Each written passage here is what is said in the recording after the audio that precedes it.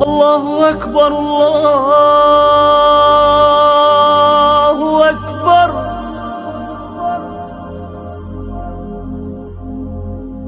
Asyhadu an la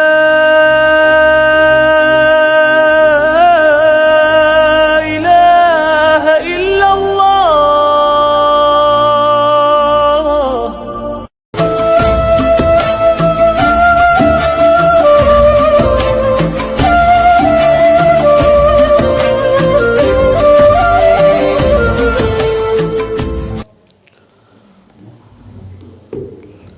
Bismillahirrahmanirrahim. Assalamualaikum warahmatullahi wabarakatuh.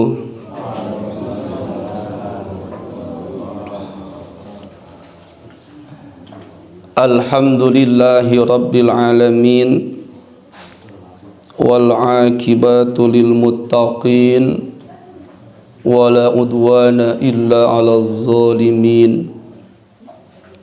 Asyhadu an la ilaha illallahul malikul haqqul mubin, wa asyhadu anna Muhammadan abduhu wa rasuluhu shadiqul wa'dil amin. Allahumma salli ala sayyidina Muhammadin wa ala alihi wa sahbihi ajma'in. Amma ba'd, faya ibadallah, usi nafsi wa iyyakum bitaqwallah, faqad fazal muttaqun. Allahumma anta rabbi la ilaha illa anta khalaqtani wa ana abduka wa ana ala ahdika wa wa'dika mastata'tu, a'udzu bika min syarri ma sana'tu, abu'u laka bi ni'matika alayya wa abu'u laka bi dhanbi faghfir li fa innahu la yaghfiru dhunuba illa anta. Kalamun qadimun la yumallu sima'uhu, tanazzaha an qawli wa fi'li wa niyatin, bihi nashtafi min kulli da'i wa nuruhu dalilun likulubina hina jahlina wa ayratina. Faya Rabbana mati'na bisirri hurufihi wa nawwir bihi kulubana wa sam'ana wa maqlatana. Hadratul kiram wal muhtaram, seluruh jamaah Masjid Jami Uswatun Hasanah yang dimuliakan Allah. Puji dan syukur kita panjatkan kehadirat Allah subhanahu wa ta'ala. Salawat dan salam senantiasa dilimpahkan kepada junjungan kita baginda Nabi Muhammad sallallahu alaihi wasallam, pada keluarganya, sahabatnya dan seluruh pengikutnya hingga hari kiamat. Pada kesempatan pagi hari ini kita akan sama-sama melanjutkan kajian kita, menelaah, mengkaji firman Allah subhanahu wa ta'ala yang kebetulan saat ini sampai pada Al-Quran surah Al-Ikhlas. Ini sangat indah untuk kita pelajari bersama. Dari nama pun sudah sangat menarik bagi kita untuk mencoba mendalaminya. Mengapa dikatakan sangat menarik? Mari kita bandingkan dengan surat-surat yang lain. Dinamakan surah An-Nas karena di sana menjelaskan kalimat An-Nas, manusia. Dinamakan surah Al-Falaq karena ayat pertama pun menjelaskan Al-Falaq. Qul a'udzu birabbil falaq. dinamakan surah Al-Baqarah karena dalam surat tersebut ada pembahasan khusus tentang Al-Baqarah, tentang sapi betina. Dinamakan surah Yusuf karena ya ada kisah tentang Nabi Yusuf. Dinamakan surah Al-Kautsar, ini sebagai perbandingan saja, karena ayat pertama pun ada kalimah Al-Kautsar, inna a'toina kal kautsar. Lalu apa dengan surah Al-Ikhlas?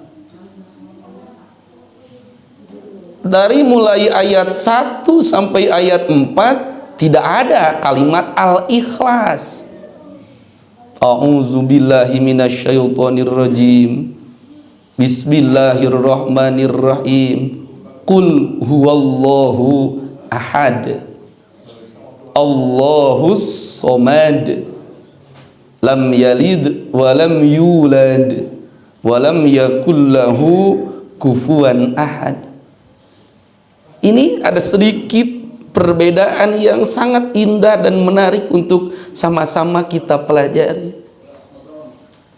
Dinamakan surah Al-Ikhlas padahal dari setiap penggalan kata dan kalimat tidak ada kata Al-Ikhlas. Lalu apabila kita lihat dalam artinya dari berbagai sumber, Al-Ikhlas itu artinya kemurnian keesaan Allah.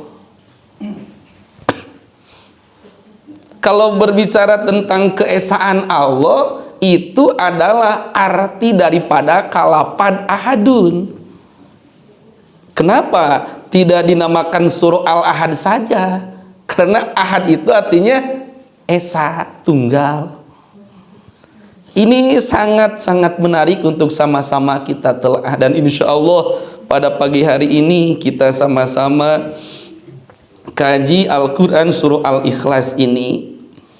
Akan diawali daripada sabab nuzul, sebab turunnya surah ini. Jamaatul kiram yang dirahmati Allah,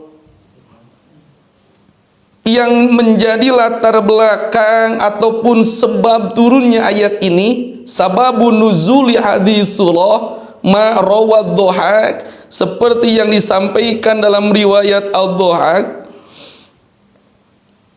dan juga dalam riwayat Ibnu Abbas pun sama. Ini diawali annal musyrikin arsalu ila rasulillahi Amir bin Tufailin wa Arbad bin Rabi'ah, bahwasanya orang-orang musyrik mereka sengaja mengutus utusan dari kalangan mereka yang bernama Amir bin Tufail dan juga Arbad bin Rabi'ah. Faqala lahu anhum, utusan ini sengaja diutus oleh orang-orang Quraisy karena ingin menyanggah apa yang menjadi dakwah Rasulullah sallallahu alaihi wasallam. Mereka berkata kepada baginda Rasul, syaqaqta asona faraqta kalimatana, wahai Muhammad, faraqta kalimatana, engkau telah memecah belah kalimah-kalimah kami. Karena berkaitan dengan hal ini urusan ubudiyah, ini urusan kebiasaan orang-orang Quraisy, bahwasanya mereka menjadikan 360 berhala sebagai Tuhan mereka. Lata, Uzza, Suwa, Manat, itu diantara sekian banyak nama berhala yang besar. Mereka menjadikan 360 berhala sebagai Tuhan mereka. Sementara baginda Rasul menjelaskan, la ilaha illallah, tidak ada Tuhan yang wajib disembah kecuali Allah. Makanya mereka berkata, farokta kalimatana, engkau telah memecah belah persatuan kami. Kalimah kami adalah Tuhan 360. Sementara engkau menjelaskan wahai Muhammad, Tuhan itu adalah satu. Wasababta alihatan, engkau telah mencela Tuhan-Tuhan kami. Wa kholabta dina abaika, engkau sudah menyalahi agama nenek moyangmu. Fa in kunta fakiron agnaika. Ini diplomasinya.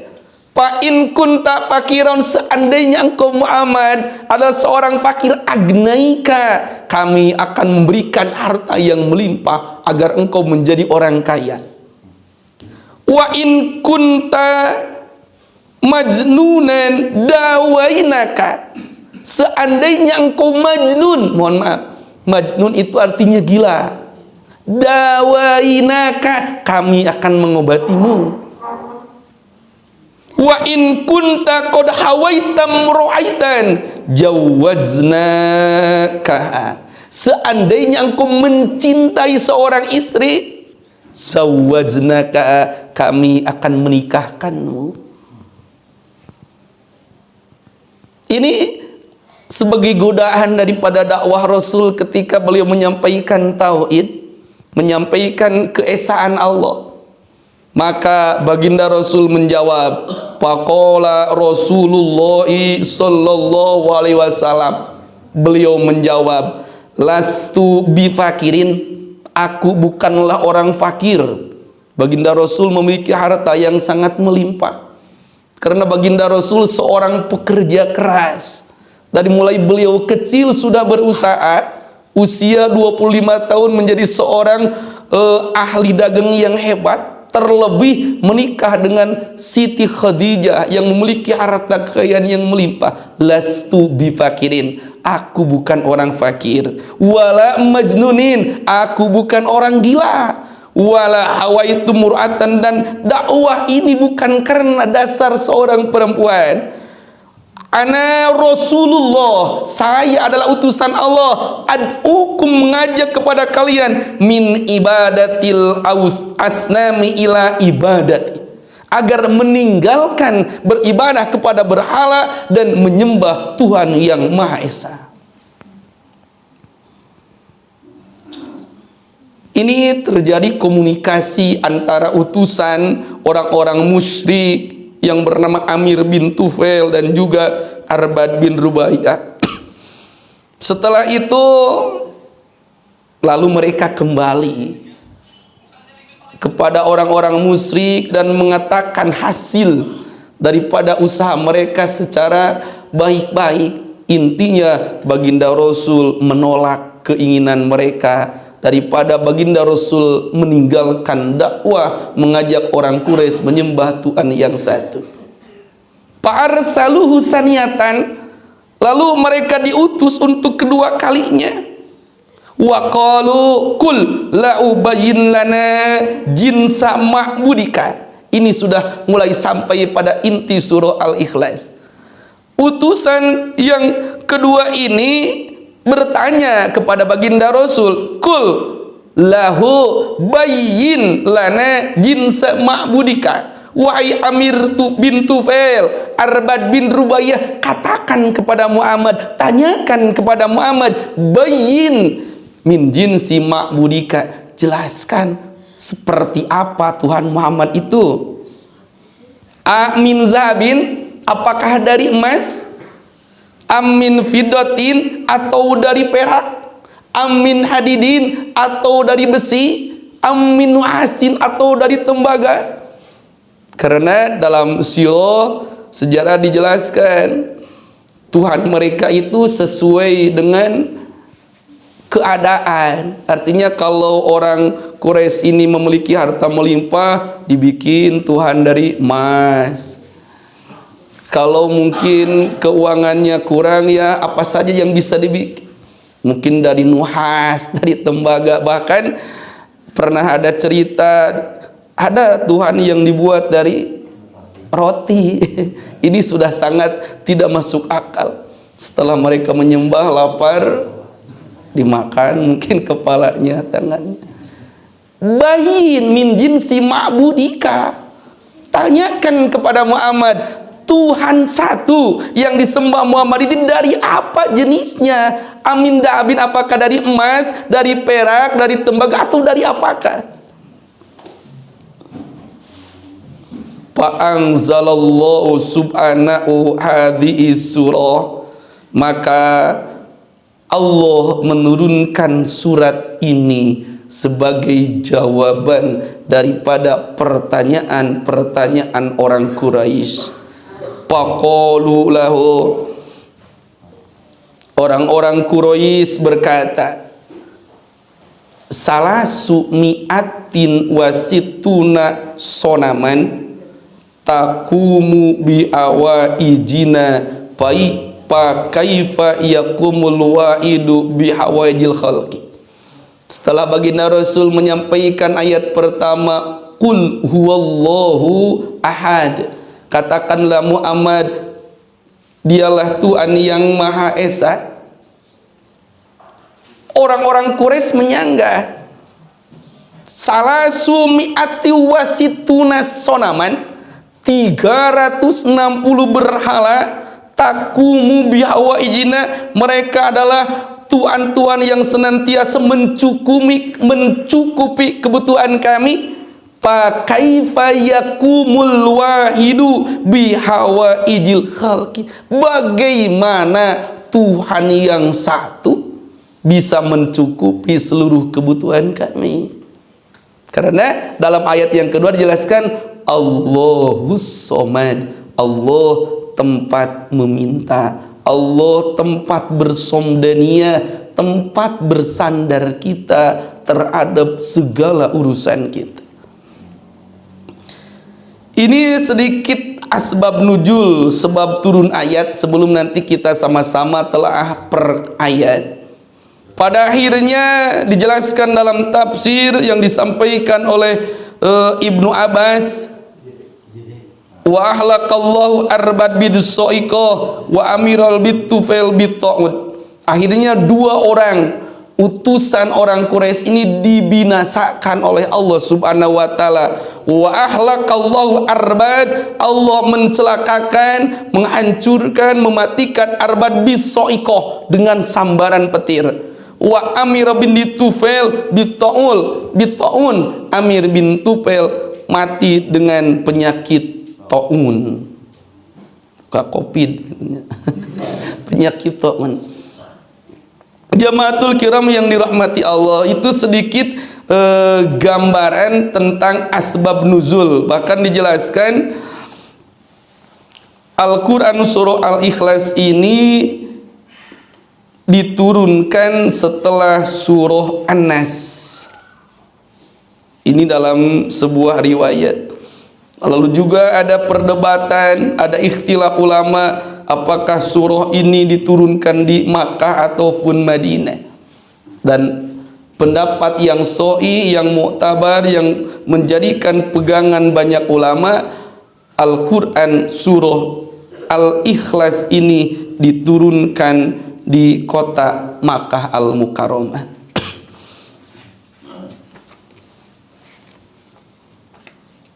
Jamaatul kiram yang dirahmati Allah,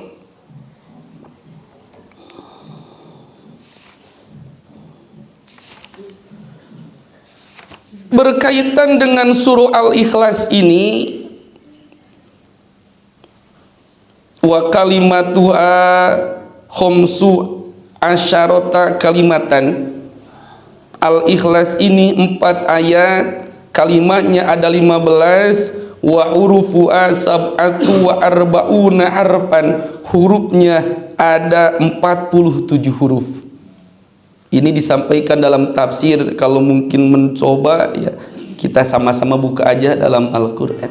Kalau urusan 4 ayat semua sudah paham, yakin ayat pertama, kedua dan ketiga, lalu keempat. Tapi kalau urusan kalimat, ya karena mungkin kita belum menghitung, ya kita tafwid saja, menerima saja bahwasanya dari mulai kalimah kul sampai wal ahad itu ada 15 kalimah, dan juga ada sab'atu arfa'una harfan, 47 huruf.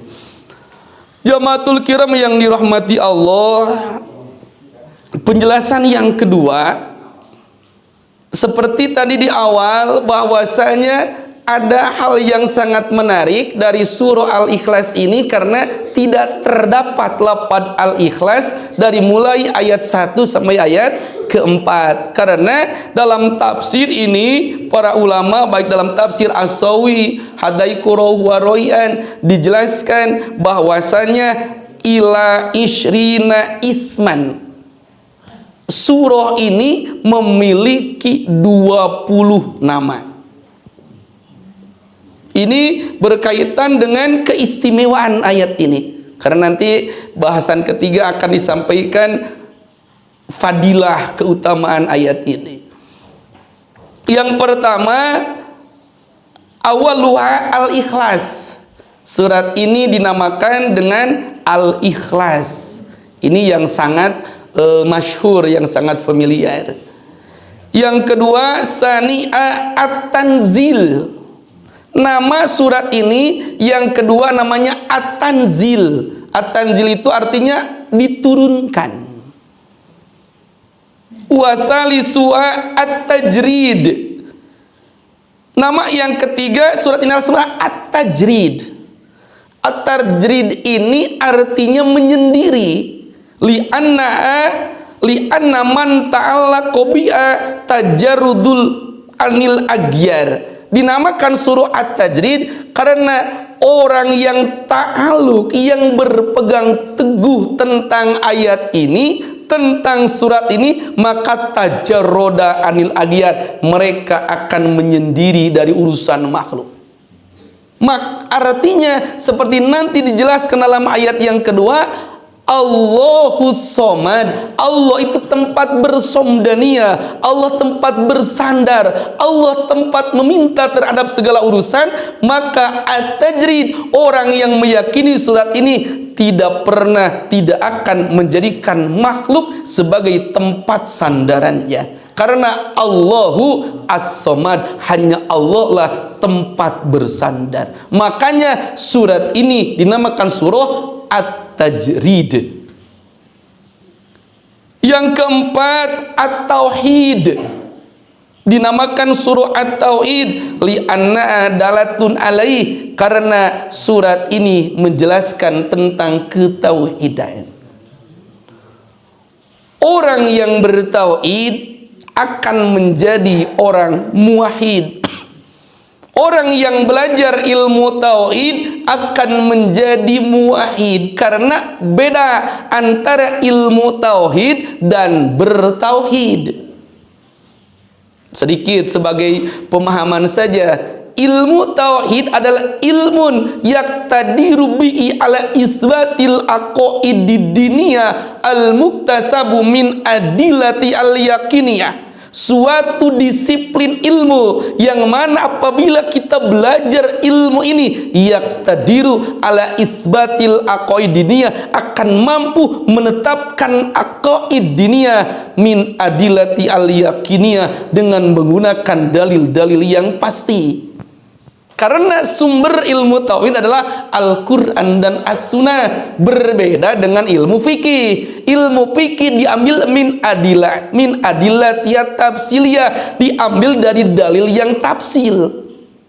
Makanya beda pemahaman Imam Syafi'i, Imam Hambali, Imam Abu Hanifah, dalam setiap urusan ada perbedaan. Dalam bab wudu saja ada perbedaan karena dalilnya tafsil, berbeda dengan tauhid. Tauhid min adillati al yakiniyah, diambil dari dalil yang pasti. Apabila orang sudah mengenal, belajar, mendalami ilmu tauhid, mereka akan menjadi muwahhid. Muwahhid itu artinya orang yang bertauhid, ifradul ma'bud bil ibadati wa tasdiqi bi'a zatan wa sifatan wa af'alan. Gambaran nyata orang yang sudah bertauhid adalah ifradul ma'bud. Ifradul ma'bud artinya mengesahkan Tuhan yang disembah, wa tasdiqi bi'a, dan disertai dengan tasdik zatan wa sifatan wa afalan. Ini nanti kita akan jelaskan dalam Qul huwallahu ahad, tentang lafaz ahad. Akan kembali dijelaskan tentang ifradul ma'mud bil ibadah wa tasdiqi bi azatan wa sifatan wa af'alan.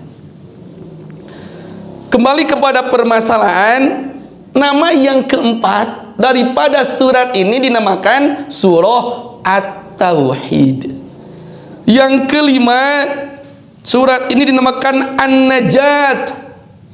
An-Najat artinya selamat. An-Najatu liqari'a, akan Allah berikan keselamatan bagi orang yang membacanya. Ini nanti dalam bahasan ketiga tentang keutamaan surah Al-Ikhlas ini. Yang keenam, Al-Wilayah. Al-Wilayah menjelaskan tentang kewalian. Li'anna man ta'allaqa bi'a a'tahullahul wilayah. Orang yang meyakini surat ini, mendalami, mengamalkan surat ini, a'tahullahul wilayah, Allah akan berikan kewalian. Karena urusan wali itu bisa diusahakan. Berbeda dengan kenabian. Man tolat ta'atuhu al-qaimu bihukukillah wa hukukil ibad. Seorang wali itu adalah mantolat ta'atu, orang yang terus-terus melaksanakan ketaatan kepada Allah, orang yang senantiasa mampu menjalankan hak kepada Allah dan juga hak kepada sesama manusia, itu bisa diusahakan. Makanya di sini jelaskan surat ini dinamakan surah Al-Wilayah. Lalu yang ketujuh dinamakan An-Nisbat. An-Nisbat ini dinisbatkan dari sebuah pertanyaan, karena surat ini merupakan jawaban daripada sebuah pertanyaan. Seperti tadi kisahnya, menjawab keinginan orang-orang Quraisy, siapa dan bagaimana jenis Tuhan yang disembah oleh Muhammad. Yang kedelapan, Al-Ma'rifat. Surat ini dinamakan surah Al-Ma'rifat karena menjelaskan tentang kemakrifatan kepada Allah. Artinya li'anna man fahama'a, orang yang memahami surat ini, maka dia akan mengenal Allah, dia akan mengenal Rabb-Nya. Yang kesembilan, surat ini dinamakan Al-Jamal. Al-Jamal artinya elok, indah, karena ini menjelaskan jamalullah, menjelaskan keindahan Allah. Yang ke-10, Ashiru'a, surah ini dinamakan surah Al-Mubarri'ah. Mubarri'ah artinya membebaskan daripada minasyirki wan nifaq, membebaskan daripada kesyirikan dan juga kemunafikan. Lalu yang ke-11, Al-Hadi Asyara, Al-Mu'awwidhah. Surat ini dinamakan surah Al-Mu'awwidhah, surah pertahanan. Kenapa dinamakan Al-Mu'awwidhah? Al-Muhsinatu liqari'a min fitani dunya wal akhirah. Surat ini akan menjadikan benteng bagi orang yang membacanya, benteng min fitani dunya wal akhirah, benteng daripada fitnah dunia dan akhirat. As-Tsani Asyara, yang ke-12, As-Somad. Surat ini dinamakan surah As-Somad karena dalam ayat yang kedua dijelaskan tentang kalimat Allahus Somad. As-Salis Asyara, yang ke-13, Al-Asas. Asas itu artinya pondasi, karena surat ini menjadikan asasuddin, pondasi agama. Seperti kita gabungkan dalam surah Al-Baqarah ayat 21, bahwasanya Allah memerintahkan manusia ubudu, beribadah. Dan lafaz u'budu ini seperti dalam kajian tafsir, makna yang terdapat dalam u'budu bukan beribadah tapi bertauhid, karena tidak akan orang beribadah tanpa bertauhid. Makanya surat ini dinamakan Asasuddin, pondasi agama. Itu yang ke-13. Ar-Rabi'ah Asyara yang ke-14, Al-Mani'ah. Artinya Al-Mani'ah. Al-Mani'ah artinya pencegah. Kenapa dinamakan Al-Mani'ah? Li'anna tamna'u fitnatal qabri wa azabannar. Karena surat ini akan mencegah daripada fitnah kubur dan siksa kubur. Ini berbeda makna fitnah kubur dan juga siksa kubur. Kalau fitnah kubur adalah su'alul malakaini munkarin wa nakir. Fitnah kubur itu adalah pertanyaan malaikat munkar dan nakir. Karena dalam beberapa riwayat yang sahih, kedatangan malaikat munkar dan nakir ini bukan adalah sesuatu hal yang sangat-sangat menakutkan.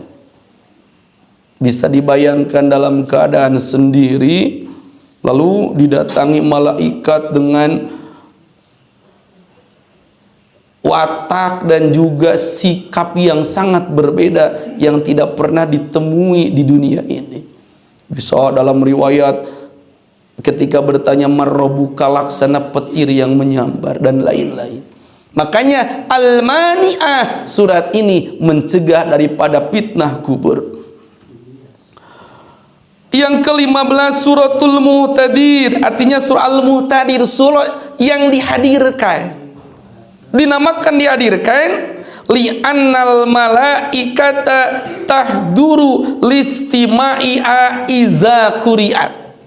Karena malaikat akan hadir mendengarkan surat-surat ini, mendengarkan ayat-ayat ini tatkala ayat ini dibacakan. Makanya Al-Muhtadir, menghadirkan malaikat. As-sadis asyara yang ke-15 Al-Munfirah. Al-Munfirah artinya yang menjadikan lari, anu ngaburkeun. Li'anna syayatina tanfirru inda qiraati. Karena apabila dibacakan surat ini, li'anna syaitan biru, setan akan lari, akan lari terbirit-birit tatkala mendengar surah ini. Dalam kajian fikih pun dijelaskan, sebelum kita sholat, sebelum kita membacakan takbiratul ihram, mengawali sholat, kita baca Al-Ikhlas, kita baca Al-Falaq, kita baca surah An-Nas. Karena 3 surat ini memiliki keistimewaan yang luar biasa. Di antaranya tanfili anna syayatina tanfiru inda qiraatiha. Setan-setan akan lari, akan kabur tatkala dibacakan surat ini. Yang ke-13 suratul Baroah, itu tadi sudah dijelaskan. Yang ke-18 surah Al-Mudzakirah, yang mengingatkan. At-Tasya Asyara yang ke-19 Al-Munawwirah, artinya yang bersinar, yang menyinari, li'annahu tunawwirul qalba. Karena apabila dibacakan surat ini akan menyinari hati kita. Dan yang terakhir dinamakan Al-Insan li'annahu la ghinalahu anha. Itu nama-nama daripada surah, daripada ayat yang akan kita jelaskan. Ada 20 nama, dimulai dari Al-Ikhlas sampai Al-Insan. Jamaatul kiram yang dirahmati Allah, untuk menambah keyakinan kita, sebelum dijelaskan tentang per ayat, sedikit akan dijelaskan daripada beberapa hadis tentang keutamaan surah ini. Famin makhrajaul Bukhari, yang pertama diriwayatkan oleh Imam Bukhari an Abi Sa'id al-Khudri, menerima dari Abi Sa'id al-Khudri radhiyallahu anhu, anna rajulan sami'a rajulan yaqra'u qul huwallahu ahad yuraddidu. Ada seorang laki-laki dia sering mendengarkan seseorang membaca surah ini yuradid berulang-ulang. Falamma asbaha, tatkala subuh datang, ja'a ilan nabi, laki-laki ini datang kepada baginda Nabi menjelaskan, menceritakan, ya Rasul, ada si fulan, dia ketika sholat dia membacakan surah Al-Ikhlas, dia tidak membaca surat yang lain, hanya Al-Ikhlas saja yang dibacanya, sehingga orang yang datang kepada baginda Rasul mengira bahwa surah ini surah yang kecil, hanya surah Al-Ikhlas saja. Anak-anak TK juga gampang menghafalinnya. Kenapa tidak kita baca surah Al-A'la saja, tidak baca surah Al-Insan saja? Dia ketika Al-Ikhlas saja, kulhu wenu di awasna, sehingga orang disebut dengan kulhu. Nah, laki-laki yang datang kepada baginda Rasul, dia mengira, oh surat ini surat yang kecil. Karena setiap orang pasti akan hafal ayat ini, akan hafal surat ini. Faqala Rasulullah, baginda Rasul menjawab, wallazi nafsi biyadih. Diawali dengan kalimat sumpah, wallazi nafsi biyadih, demi zat bahwasanya aku adalah dalam genggamannya. Inna la ta'dilu sulusal Quran. Surah Al-Ikhlas ini apabila dibaca la ta'dilu, itu akan menjadikan perbandingan sulusal Quran dengan sepertiga Al-Quran.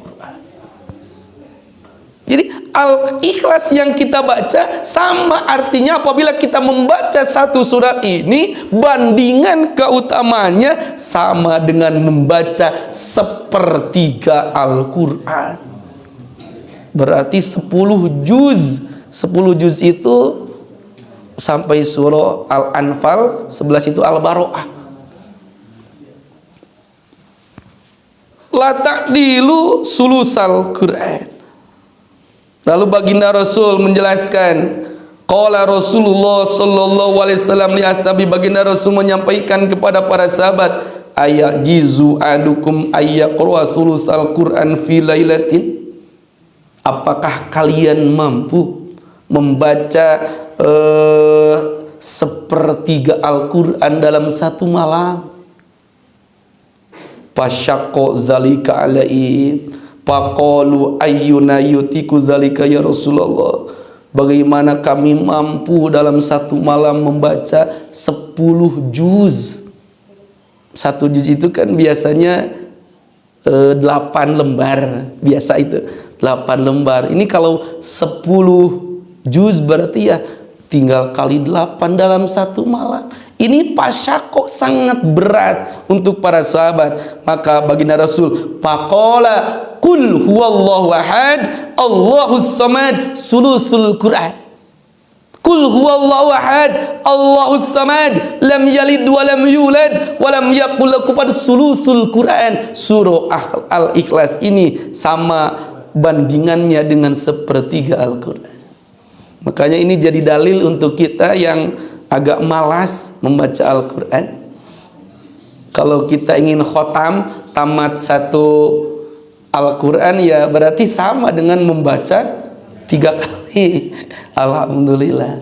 Ini tentunya karena dari segi keutamaan, walaupun nanti penghitungan sepertiga Al-Quran itu ada penjelasannya.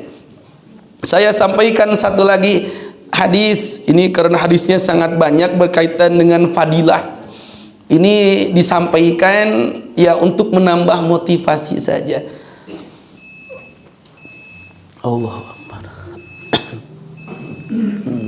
10 menit deh.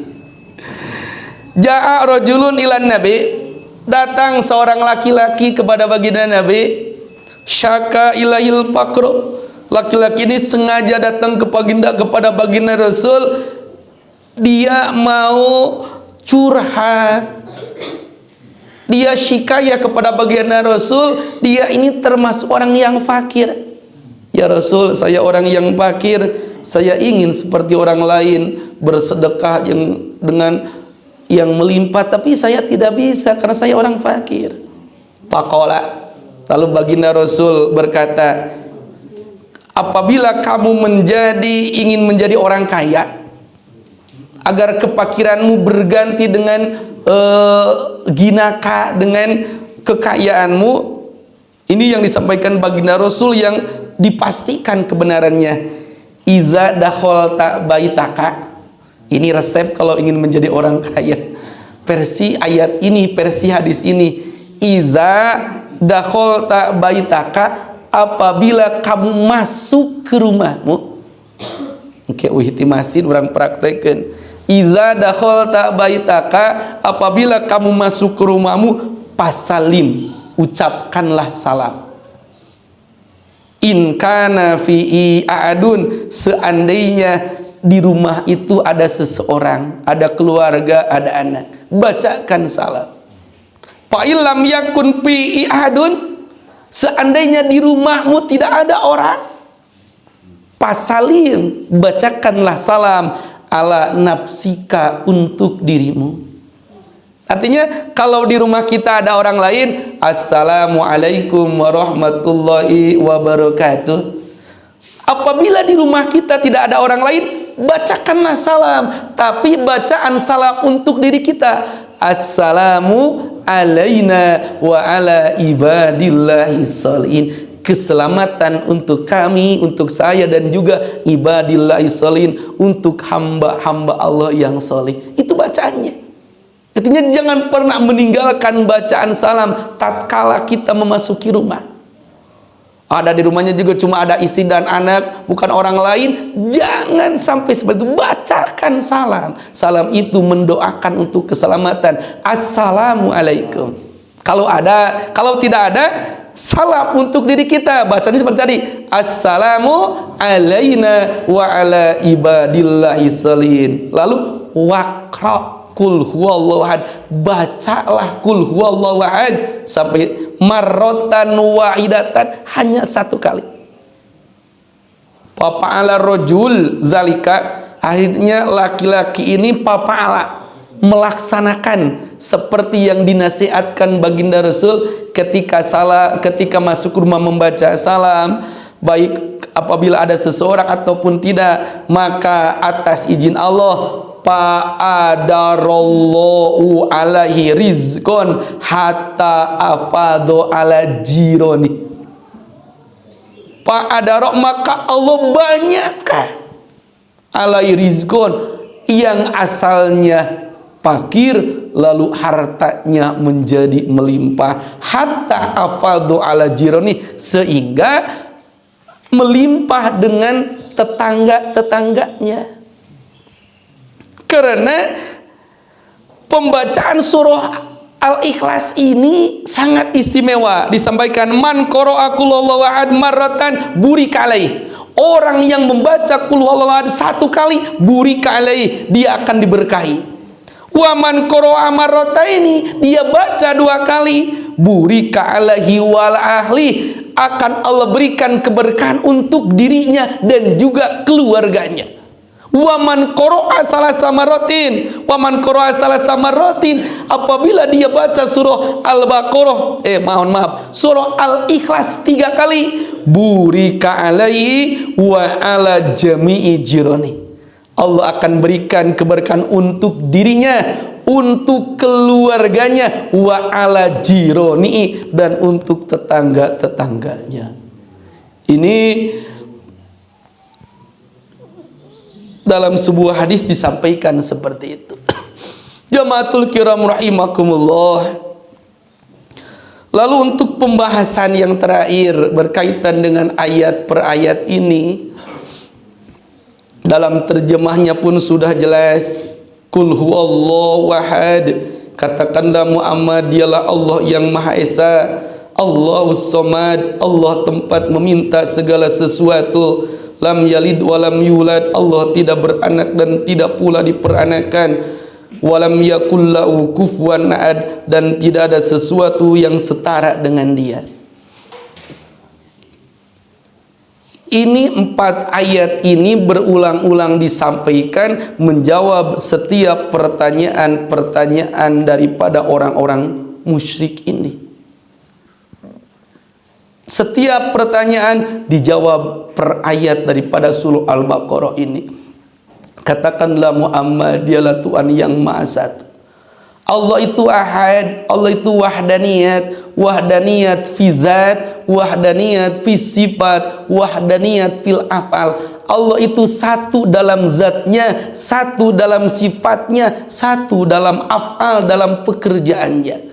Yang dimaksud dengan satu dalam zatnya, bahwasanya satunya Allah bukan seperti satu dalam zat. Mohon maaf, zat ini telunjuk satu, tapi satunya telunjuk ini gabungan, ada kulit, ada darah, ada daging, ada tulang dan lain. Kita mengatakan telunjuk ini satu, tapi kita tahu dan paham satunya telunjuk ini adalah gabungan dari beberapa hal tadi. Dan Allah itu satunya bizat, bukan seperti itu.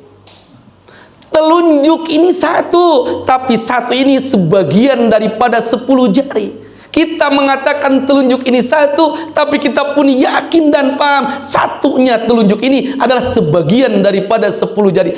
Ahad, Allah satu dalam zatnya, bukan satu daripada gabungan ataupun sebagian dari yang lain. Itu namanya wahdaniyat fi dzat, salab kam muttasil, salab kam munfasil. Allah itu satu dalam sifatnya, artinya dari setiap sifat Allah hanyalah satu.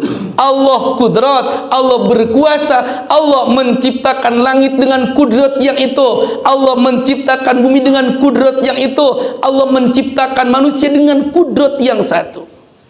Allah Al-Alim, Allah Maha mengetahui, pengetahuan Allah, mengetahuinya Allah, apapun yang diketahui Allah adalah dengan ilmu yang satu. Itu adalah wahdaniyat fi sifat kam muttasil. Wahdaniyat satu Allah dalam sifatnya, artinya tidak ada yang memiliki sifat ketuhanan selain daripada Allah Subhanahu wa taala. Qul huwallahu ahad, Allah itu satu dalam af'alnya. Apa itu dalam pekerjaannya? Wallahu khalaqakum wa ma ta'malun. Wallahu khalaqakum, Allah yang menciptakanmu, wa ma ta'malun, dan segala sesuatu yang engkau kerjakan. Artinya ahadnya Allah, kita meyakini segala sesuatu adalah atas asar Allah Subhanahu wa taala. Kita berkumpul di tempat ini, beriktikaf, itu adalah atas af'al Allah. La yasukul khaira illallah, la yasrifu su'a illallah. Allah berikan harta kepada kita, harta itu adalah af'al Allah, bukan karena kerja keras kita. Itu qul huwallahu ahad. Ahad di sana mengandung satu dalam zatnya, namanya wahdaniyat fi zat, satu dalam sifatnya, wahdaniyat fi sifat, satu dalam af'alnya. Allahus Samad, kita meyakini Allah tempat bersomdania, Allah tempat bersandar, Allah tempat segala kita memohon terhadap segala urusan kita. Lam yalid walam yulad walam yakul lahu kufuwan ahad. Dari 4 ayat ini mohon maaf 2 menit lagi. Dari ayat ini, ayat yang pertama qul huwallahu ahad, ini membatalkan pendapat golongan sanawiyah. Ada kelompok sanawi ini adalah al-qailina bin nuri waz zalamah, yang mengatakan Allah itu adalah seperti cahaya. Wan Nasoro, ayat pertama itu membatalkan etikat orang-orang Nasrani, di mana orang-orang Nasrani ini memiliki etikat Trimurti, Tuhan itu ada 3, Tuhan Bapa, Tuhan Ibu, Tuhan Anak. Dan juga ayat pertama ini menolak, membatalkan pendapat Soibin fil aflak wan nujum. Lalu ayat yang kedua, Allahus Samad, ini membatalkan pendapat orang-orang yang meyakini ada sang pencipta selain Allah, ada tempat bersandar selain Allah. Maka dibatalkan dengan ayat yang kedua, Allahus Samad, hanya Allah tempat berserah. Ayat yang ketiga, lam yalid wa lam yulad, ini menjelaskan, membatalkan pendapat Yahudi dan Nasara, di mana sebagian Yahudi ada yang berpendapat Uzairun ibnullah, Nabi Uzair ini adalah putra Allah. Orang-orang Nasrani berpendapat Al-Masih ibnullah, Isa bin Maryam adalah putra Allah. Maka dibantah dengan ayat yang ketiga, lam yalid wa lam yulad, Allah tidak beranak dan tidak diperanakan.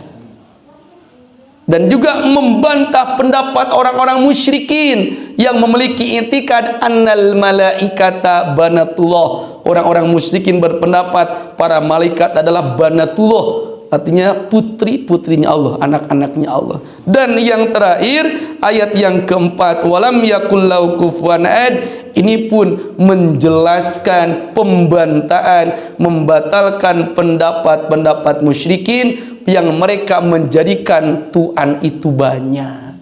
Ja'alu syuraka walam yakul lahu kufuwan ahad. Jamatul kiram yang dirahmati Allah, itu saja yang bisa disampaikan. Mohon maaf atas segala kekurangan dan kehilafan. Terakhir, kita sama-sama bermunajat, berdoa kepada Allah Subhanahu wa taala. Kita yakini tempat ini tempat yang mulia, insya Allah Allah kabulkan segala hajat kita.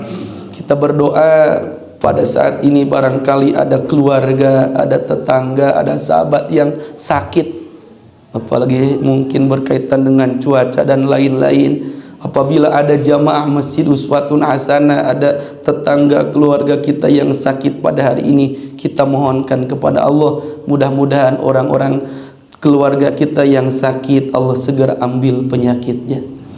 Yang kedua, apabila mungkin di jamaah, di keluarga saat ini ada yang bepergian, kita doakan mudah-mudahan yang bepergian diselamatkan oleh Allah Subhanahu wa taala. Yang selanjutnya kita bermunajat, bermohon kepada Allah, mudah-mudahan kita semua beserta keluarga diberikan kesehatan, diberikan umur yang panjang untuk bisa melaksanakan ketaatan kepada Allah Subhanahu wa taala. Zuriyah kita, putra-putri kita, keturunan kita yang kelak akan meneruskan estafet kita, kita doakan mudah-mudahan putra-putri kita dijadikan hamba-hamba Allah yang solih dan solihat. Terakhir, segala hajat dan keinginan kita, tentunya kita sama-sama memiliki keinginan dan hajat. Mudah-mudahan keberkahan kita, perjumpaan kita di pagi hari ini menjadikan wasilah Allah ijabah, Allah qabul segala hajat-hajat kita. Amin ya Allah ya rabbal alamin. Ala hadhihi niyatil mazkurah wa bi kulli niyatin sholihah bi barakati umil Quran. Al-Fatihah. A'udzu billahi minasyaitonir rajim. Bismillahirrahmanirrahim. Alhamdulillahi rabbil alamin, arrahmanir rahim, maliki yaumiddin, iyyaka na'budu wa iyyaka nasta'in, ihdinas siratal mustaqim, siratal ladzina an'amta 'alaihim ghairil maghdubi 'alaihim waladdallin. Kurang dan lebihnya mohon untuk dimaafkan. Akhirul kalam, assalamualaikum warahmatullahi wabarakatuh.